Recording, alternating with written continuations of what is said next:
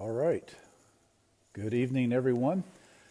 My name is Adam White, and it is time for the January 2022 Government Legislative Affairs update for the Alaska Airmen's Association. And I am still streaming on two separate devices. You can see I've got an earbud in each ear with trying to run two devices at the same time. So I'm seeing some folks pop up on both Instagram and see some folks on Facebook now too, so that's good. All right, so I don't want to take too much of our time tonight. I want to run through a couple of things with you. It has been a crazy winter, a crazy couple of weeks here recently, weather-wise, especially when we talk about winds, when we talk about snow, when we talk about ice, we talk about, it's been a crazy time. Most of you know that I live in the interior. I live outside of Fairbanks in the community of Nenana, and we had some crazy winds, not near to the extent of what the Matanuska-Susitna Valley and the Anchorage Bowl has had here recently. We've had a lot of snow, When you guys were getting all the wind down there, we were getting snow. Then we hit 60 below. We also got a lot of rain. And I say a lot of rain. The ASOS here at the Nenana Municipal Airport recorded 2.86 inches of rain in one of the storms that came through. So you can imagine what that did with all the snow that we had, almost 2 foot of new snow in a series of storms that happened. All the while, the Matanuska and Susitna Valley was dealing with 70 mile an hour winds, gusting to 90 miles an hour, even some reports of possibly even higher wind speeds than that. A lot of damage to a lot of aircraft, a lot of buildings, a lot of homes, a lot of businesses were damaged. So how do we recover from this? What do we do? Well, the Alaska aviation community is a very tight-knit group. It was very encouraging for me to see people reacting on social media. What can we do to help? What do we need to do? The airport manager there at Palmer, not being too dramatic here, literally risked his life to be able to save some of the aircraft there, along with other people doing some of the same things, parking vehicles in front of aircraft, tying down aircraft that had come loose, readjusting the tie downs, all of that. Crazy weather we've had. We're still sorting out the damage. Not just in the Mat-Su, but in the Anchorage area, as well as here in the interior from all of this crazy weather we've had here in the past month or so. But I wanted to talk just a little bit. If you've been on social media and you've seen what people have been talking about, there were a few things that popped up by more than one person that I think is worth repeating. I may not look like it now, but I have done quite a bit of rock climbing in my day. I grew up in the Boy Scouts, Eagle Scout, all that stuff. Tying knots was a big thing for me growing up. I did some sailing. Ropes and lines and knots are a big deal. It concerns me that folks have invested hundreds of thousands of dollars, at least tens of thousands, if not hundreds of thousands of dollars into airplanes, just like this airplane sitting here behind me, and the other airplanes that are here in the hangar, the airplanes that are sitting outside on the ramp. People have invested a lot of money in airplanes, and yet some folks will trust that to the elements with a, not going to beat around the bush, a flimsy ratchet strap from a home improvement store. That is not the way to secure your investment. A very good line, another name for a rope, of great quality with good knots, and checking them periodically to make sure they have not slipped is important. Something else that's important is making sure that you do not trust just the factory tie-down rings. They were not designed to withstand 90 mile an hour sustained winds. They just weren't designed for that.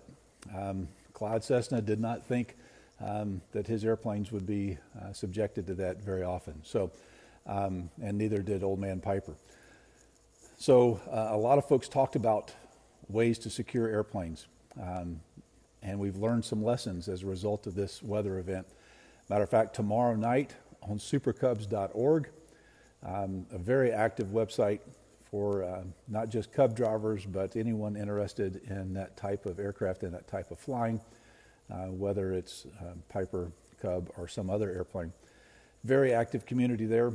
They are going to host a seminar tomorrow night.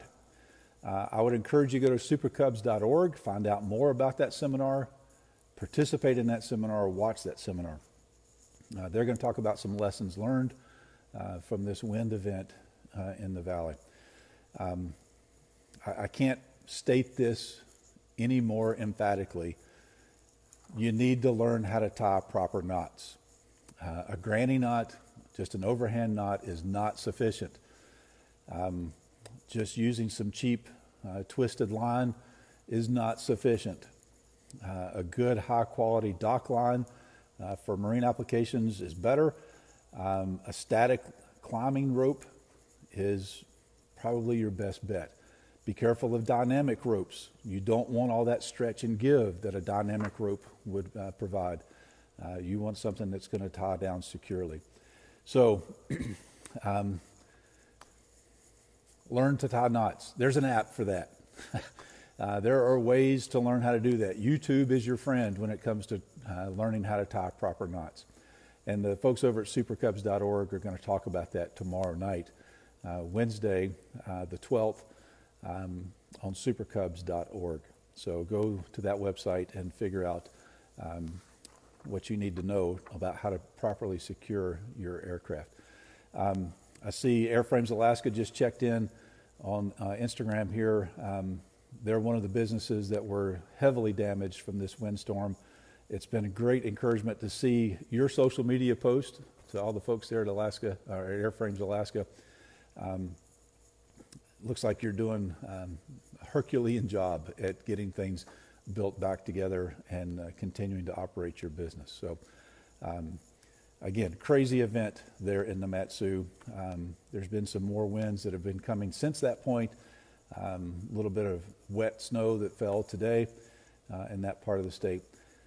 But speaking of wet snow, some of the things we had to deal with here in the interior was that 60 below zero temperatures. But before that, we had freezing rain and heavy snow.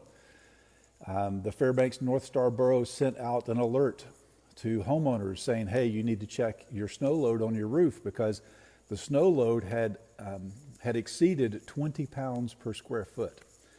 So I did a little bit of math, and I think it's important for us to have a little bit of an arithmetic lesson here tonight because this is something else that I feel like people have neglected, they haven't thought about, and I have seen damage as a result of this. So a PA 18150, just a stock Super Cub. Now, a lot of folks will convert those to 180 horse. They'll do a gross weight increase, all that kind of stuff. But a stock PA 18150 has 178.5 square foot of wing area. I looked it up. So you do the math. 20 pounds per square foot of snow load times 178.5. That is 3,570 pounds worth of snow on your Super Cub. That is why it's important to keep the snow swept off of your airplane. That is important why you should keep an eye on your aircraft. And if your buddy is traveling, he's out of state, he's not around, keep an eye on your buddy's airplane. You do the math. That's a lot of weight. But then you look at, because of the way that weight is sitting on the wing, it's evenly distributed for the most part. But as is not positive weight, that is a negative weight when we start looking at G loads, right? You start figuring out, okay, normal and utility category, you start doing the math with that. How close are we to the design limit of that structure? I did the math. So normal category for a stock PA 18150, granted there's not many stock Super Cubs around, but gross weight in normal category 1,750 pounds. So when you multiply that times 1.52, which is the G load, the negative G load for normal category, that gets you to 2,660 pounds. But if you look at utility category, you think, okay, well, utility category, you can actually do some more. You can handle a higher G load. But you look at that, that's only 1,500 pounds is gross weight for utility category on a stock Super Cub. And so you do 1.76 Gs at 1,500 pounds. That still gets you within 20 pounds of the same weight, 2,640 pounds.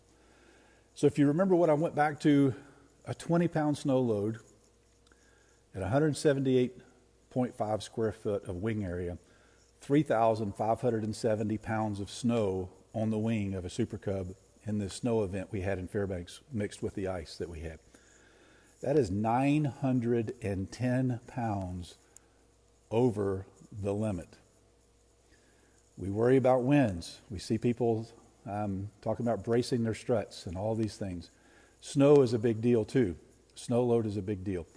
So we've kind of had, pardon the pun, but a perfect storm here in Alaska in the past month between very high sustained winds with really nasty gusts, and then deeper into the interior, extreme cold weather mixed with extreme warm temperatures for this time of year, heavy snow and freezing rain. All of these things are a bad thing for aircraft. So ropes are important. Good quality rope is very important. Good knots are important. Tying it down the proper way on the lift strut is important. Not using just one point of contact, but then trying to come off with different ropes going down to different tie downs. Parking a large vehicle upwind of the airplane to help block some of that wind is very important. Then we start talking about snow loads. Keep the wings swept off. Please keep the wings swept off. It is a horrible sight to see an airplane that's broken because of an overload of snow. So be careful. Take care of your airplane. Take care of your neighbor's airplane if they're not able to. So I know a lot of people have asked me and talked on social media, what is this going to do to our insurance rates? I've asked that question myself. I'm actually in the process right now of renewing our aircraft insurance. And so working with my insurance broker, who I've been with for many years, decades, and they have done an excellent job of securing good coverage at good rates for me through the years. Had a conversation via email today and just asked the question, what do we think this is going to do to our insurance rates, these weather events?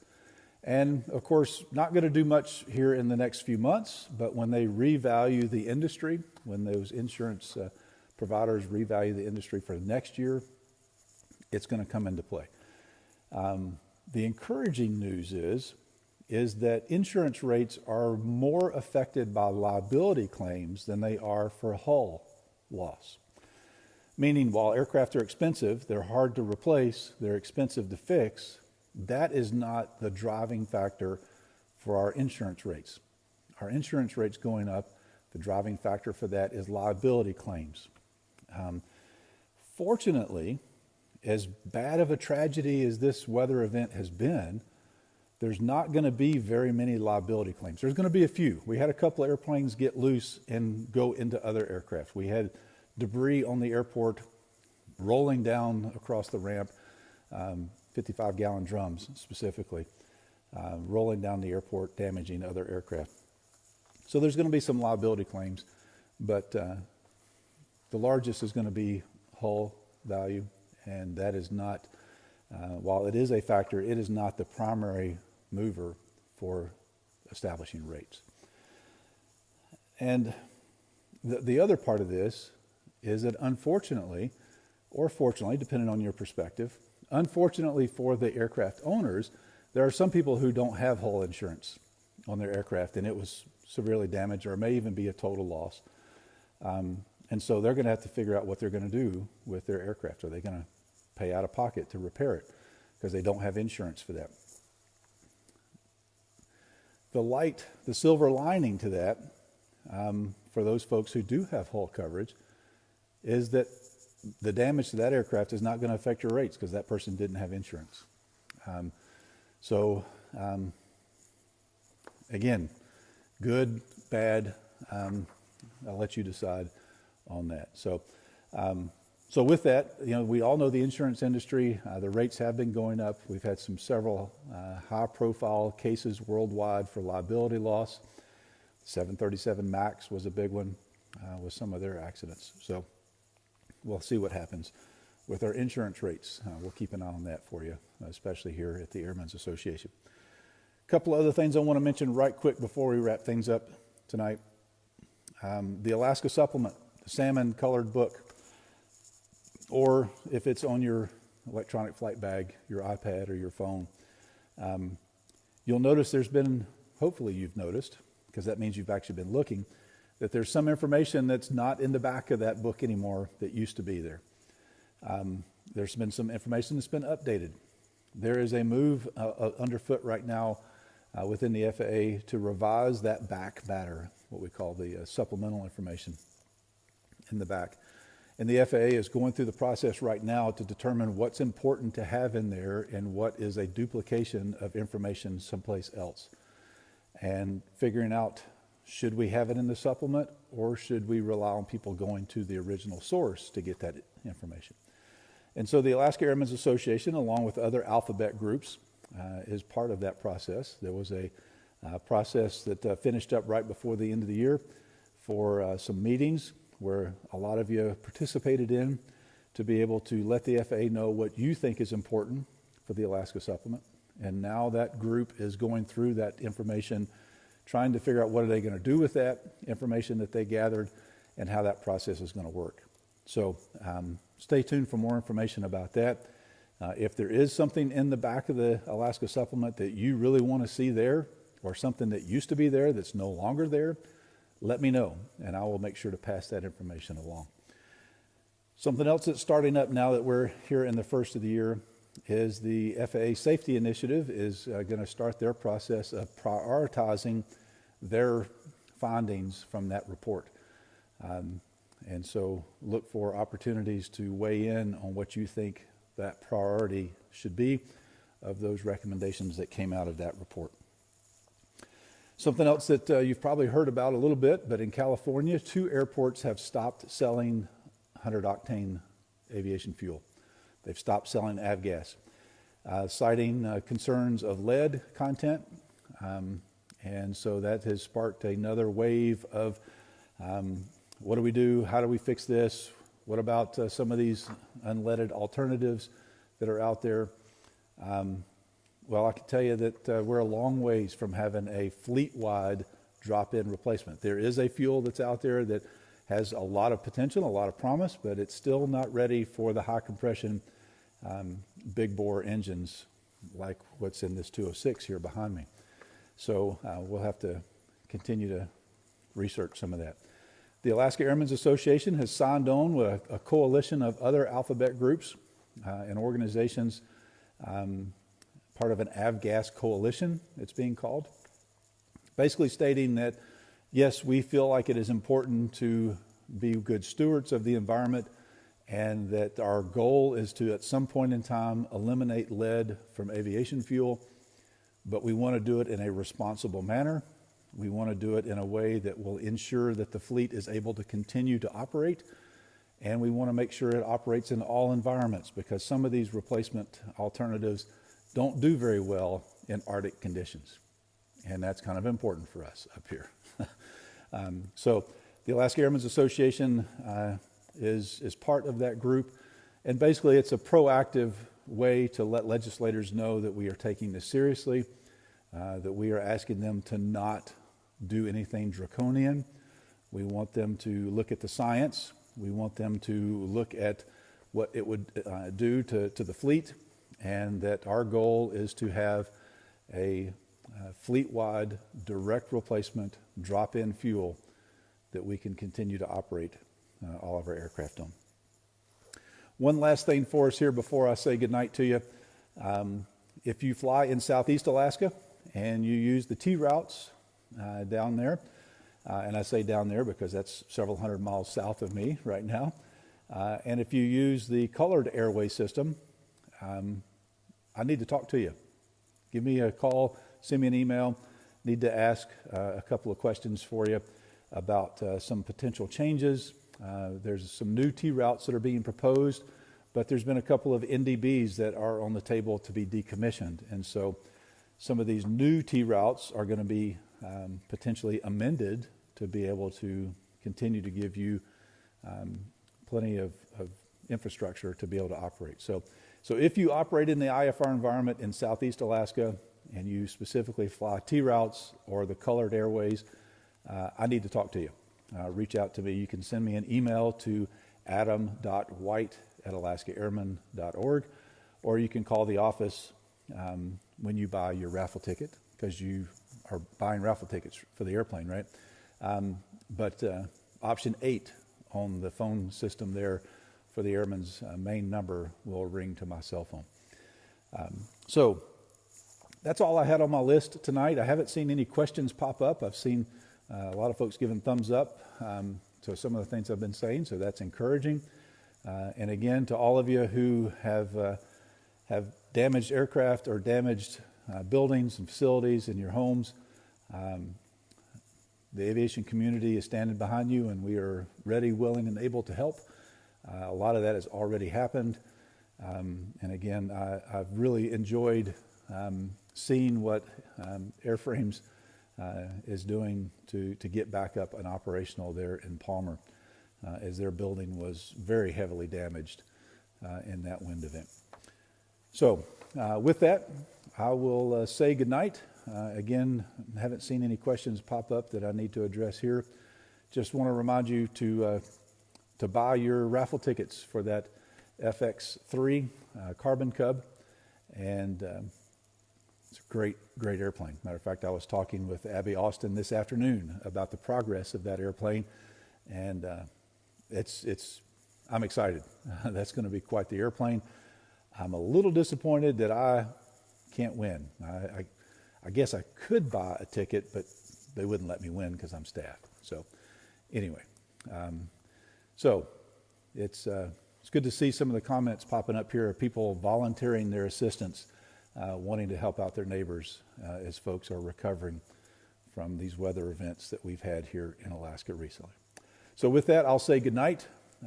Feel free to reach out to me. You can go to the Alaska Airmen's website, alaskaairmen.org. Again, I highly recommend and encourage you to attend the supercubs.org seminar tomorrow night, Wednesday night, January 12th, about how to properly secure and tie down your aircraft. That has promise of being a really good seminar there. And my understanding is they're going to archive that like they have done with a lot of other of their seminars, so it'll be available to watch after the fact. So with that, I'll say good night, and until next time, keep the dirty side down and blue skies and tailwinds.